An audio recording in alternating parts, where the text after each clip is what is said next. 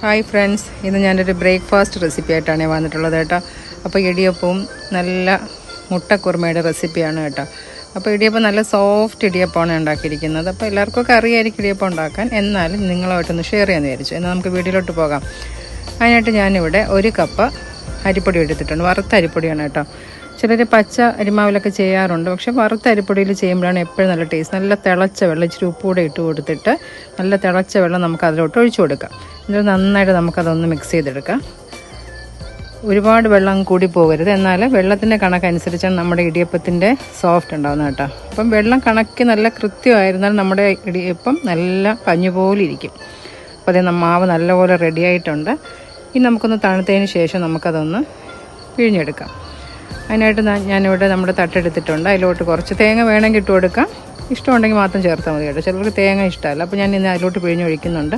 അതുപോലെ തന്നെ ഈ മാവിൻ്റെ ഇത് പരുവായിരുന്നാൽ മാത്രമേ നല്ല രീതിയിൽ നമുക്കത് പിഴിഞ്ഞെടുക്കാൻ പറ്റുള്ളൂ കേട്ടോ. അപ്പോൾ ഇതെല്ലാം ഞാൻ പിഴിഞ്ഞെടുത്തിട്ടുണ്ട്. ഇനി നമുക്കത് ആവിയിൽ വെച്ച് വേവിച്ചെടുക്കാം.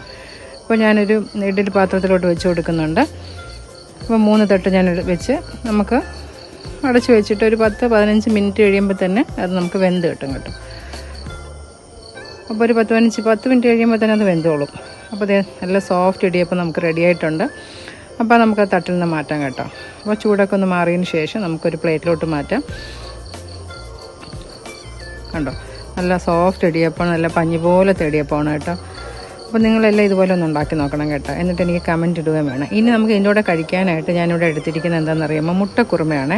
അപ്പോൾ ഈ മുട്ടക്കുറുമ ഇടിയപ്പം നല്ലൊരു കോമ്പിനേഷനാണ്. അപ്പോൾ അതിനായിട്ട് അതുണ്ടാക്കാനായിട്ട് ഞാനിവിടെ ഒരു പാൻ അടുപ്പത്ത് വെച്ചിട്ട് അതിലേക്ക് ഞാനൊരു 1/2 കപ്പ് തേങ്ങ ഇട്ട് കൊടുക്കുന്നുണ്ട്.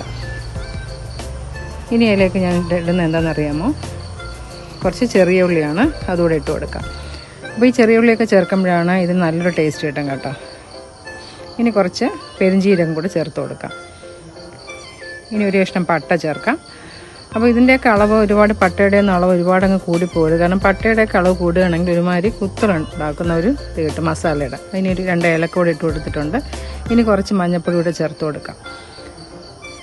ഇനി നന്നായിട്ട് നമുക്കതൊന്ന് ഇളക്കി കൊടുക്കാം. ഇനി ഒരു 2-3 വറ്റൽമുളക് കൂടെ ചേർത്ത് കൊടുക്കുക. അതുപോലെ ഇത് ഒരുപാട് അങ്ങ് മൂത്ത് പോകരുത്, അതുപോലെ വേണം നമ്മളിതൊന്ന് വറുത്തെടുക്കാനായിട്ട്. മൂത്ത് പോയാൽ അത് വേറൊരു ടേസ്റ്റ് പോകും, ആ കുറുമയുടെ ടേസ്റ്റ് തന്നെ മാറിപ്പോകും കേട്ടോ. അപ്പോൾ ഇനി ഇതുപോലെ വറുത്തെടുക്കണം. എന്നിട്ട് നമുക്കൊരു മിക്സിയുടെ ജാറിലോട്ട് ഇട്ട് കൊടുക്കാമേ.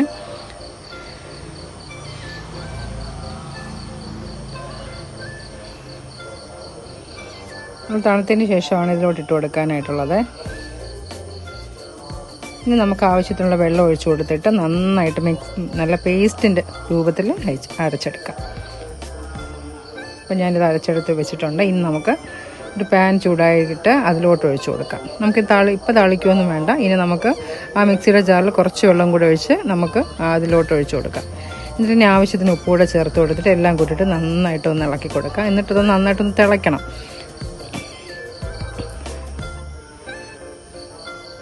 ഈ ഉപ്പൊക്കെ നല്ല കണക്കായിട്ടുണ്ട്. ഇനി അതിലോട്ട് നമുക്ക് കുറച്ച് വെള്ളം കൂടെ വേണമെങ്കിൽ ചേർത്ത് കൊടുക്കാമേ. കുറച്ച് കട്ടിയാണെന്ന് തോന്നുന്നെങ്കിൽ കുറച്ച് വെള്ളം കൂടെ ചേർത്ത് കൊടുക്കാം. ഇനി നമ്മൾ മുട്ട എടുത്തിട്ടുണ്ട്. ഞാനിവിടെ 4 മുട്ട ഇതിനായിട്ട് എടുത്തിട്ടുണ്ട്. അതുപോലെ തന്നെ പൊട്ടിച്ചൊഴിക്കുമ്പോൾ ഓരോ ഭാഗത്ത് വേണം ഒഴിച്ചു കൊടുക്കാനായിട്ട്. എല്ലാം കൂടെ കൂട്ടി യോജിപ്പിച്ച് ഒഴിച്ചാൽ എല്ലാം കൂടെ അങ്ങ് കലങ്ങിപ്പോകും. അപ്പോൾ ഓരോ സൈഡിലായിട്ട് നമുക്ക് ഓരോ മുട്ട പൊട്ടിച്ചൊഴിച്ചു കൊടുക്കാം. നിങ്ങളുടെ ആവശ്യത്തിനനുസരിച്ച് മുട്ടയുടെ അളവ് എടുക്കണം. ഞാനിവിടെ 4 മുട്ടയാണ് എടുത്തിരിക്കുന്നത്. ഇതിപ്പോൾ 1/2 കപ്പ് തേങ്ങയുടെ അളവാണ് ഞാൻ കാണിക്കുന്നത്.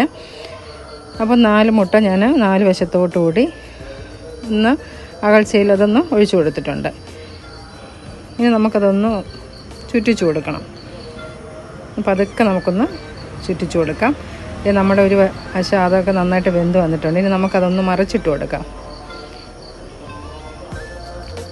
ചെറുതായിട്ടൊന്ന് വെന്ത് വന്നിട്ട് നമുക്കിനി അതൊന്ന് മറിച്ചിട്ട് കൊടുക്കാം. മഞ്ഞക്കറിയൊക്കെ വെന്ത് വന്നിട്ടുണ്ട്. ഇനി നമുക്കതൊന്ന് മാറ്റി വയ്ക്കാം. ഇനി നമുക്കൊന്ന് താളിച്ചെടുക്കാം. അതിനായിട്ട് വെളിച്ചെണ്ണ ഒഴിച്ച് കൊടുത്തിട്ടുണ്ട്. നമ്മൾ എപ്പോഴും താളിക്കുന്ന അതേ ഒരു പോലെ തന്നെയാണ്. ഇനി അതിലേക്ക് ഞാൻ എടുക്കുന്നത് ചെറിയ ഉള്ളി, ഇച്ചിരി ആദ്യം കടുക് ഇട്ട് കൊടുക്കാം. ഇനി ഞാൻ ചെറിയ ഉള്ളി ഇട്ടാണ് ഇത് താളിക്കുന്നത് കേട്ടോ. അപ്പോൾ കുറച്ചധികം ചെറിയ ഉള്ളിയും സവാളയും കൂടെ ചെറുതായിട്ട് അരിഞ്ഞെടുത്താൽ രണ്ടും ഞാൻ മിക്സ് ചെയ്ത് ചേർക്കുന്നുണ്ട്. ഇനി നന്നായിട്ടത് മൂത്ത് വരട്ടെ. ഇനി അതിലേക്ക് നമുക്ക് 2-3 വറ്റൽമുളക് കൂടെ ചേർത്ത് കൊടുക്കാം. ഇനി കുറച്ച് കറിവേപ്പില കൂടെ. അങ്ങ് കരിഞ്ഞു പോകരുത്, കരിഞ്ഞു പോകാതെ വേണം നമ്മളിതിലോട്ട് ഒഴിച്ചു കൊടുക്കാനായിട്ട് കേട്ടോ. അപ്പോൾ ഇനി കുറച്ചധികം കരിവേപ്പില എടുത്തിട്ടുണ്ട്. ഇനി ഇതെല്ലാം കൂട്ടിയിട്ട് നന്നായിട്ട് നമുക്കതൊന്ന് ഇളക്കി കൊടുത്തതിന് ശേഷം നമ്മൾ തയ്യാറാക്കി വെച്ചിരിക്കുന്ന മുട്ടക്കുറുമയിലോട്ട് ഒഴിച്ചു കൊടുക്കുക. അതുപോലെ നിങ്ങൾക്ക് ഈ റെസിപ്പി ഇഷ്ടമായാലും എല്ലാവരും ഒന്ന് ഷെയർ ചെയ്യണം കേട്ടോ. നിങ്ങളുടെ കമൻറ്റാണ് എനിക്ക് ഏറ്റവും കൂടുതൽ പ്രചോദനം കിട്ടുന്നത് കേട്ടോ. അപ്പോൾ അതിലെന്തെങ്കിലുമൊക്കെ മിസ്റ്റേക്ക് ഉണ്ടെങ്കിൽ നിങ്ങൾ പറഞ്ഞു തരുമല്ലോ. അപ്പോൾ നിങ്ങൾക്ക് റെസിപ്പി ഇഷ്ടമായാലും എല്ലാവരും ഷെയർ ചെയ്യാനും ലൈക്ക് ചെയ്യാനും ഒന്നും മറന്നു പോകരുത്. എല്ലാവരും വീട്ടിലൊന്ന് ട്രൈ ചെയ്ത് നോക്കണം. നിങ്ങൾ സബ്സ്ക്രൈബ് ചെയ്യാൻ മറക്കരുത് കേട്ടോ.